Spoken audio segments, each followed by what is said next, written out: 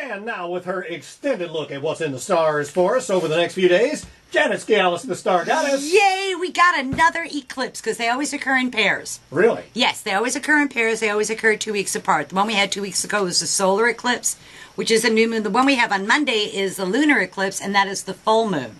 And full moons, eclipses are actually closer to the Earth, so it intensifies emotions and feelings. And because it's a full moon, it brings matters to a climax of sorts. So I thought I would go through all 12 signs so they could see where that energy was going to be manifesting in their lives, starting with Geminis. This full moon is in their first house and their seventh house of open enemies. And Geminis are in the process of finishing up 12 years worth of activity.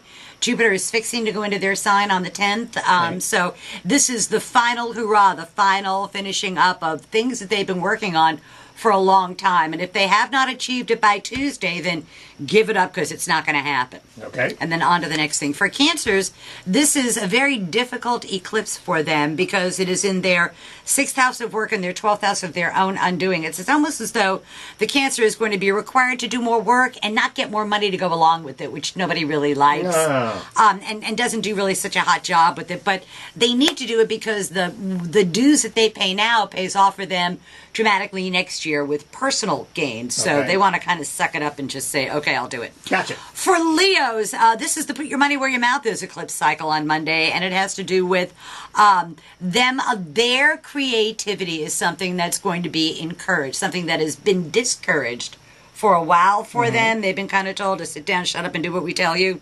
The powers that be, and that all changes for them starting on Monday. Ooh, and they actually get some kind of recognition for, like, golly, we had no idea you really knew what you were talking about, Leos, and they do. So that's pretty good news, actually, for Leos. I could know where that's coming from. Yes, for Virgos, it's in their 10th house of career and public standing. It is, they have said that I could do 2 jobs well.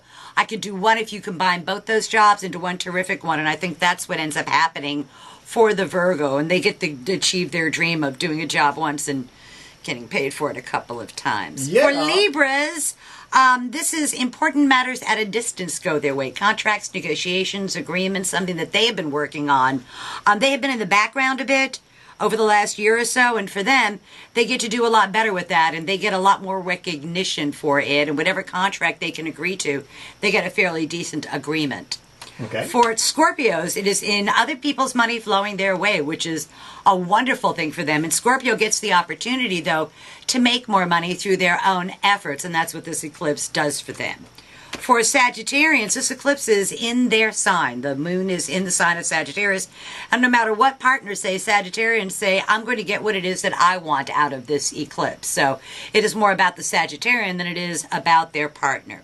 For Capricorns, they get stuck with a new job, one way or the other, whether they were looking for a job, whether they weren't looking for a job.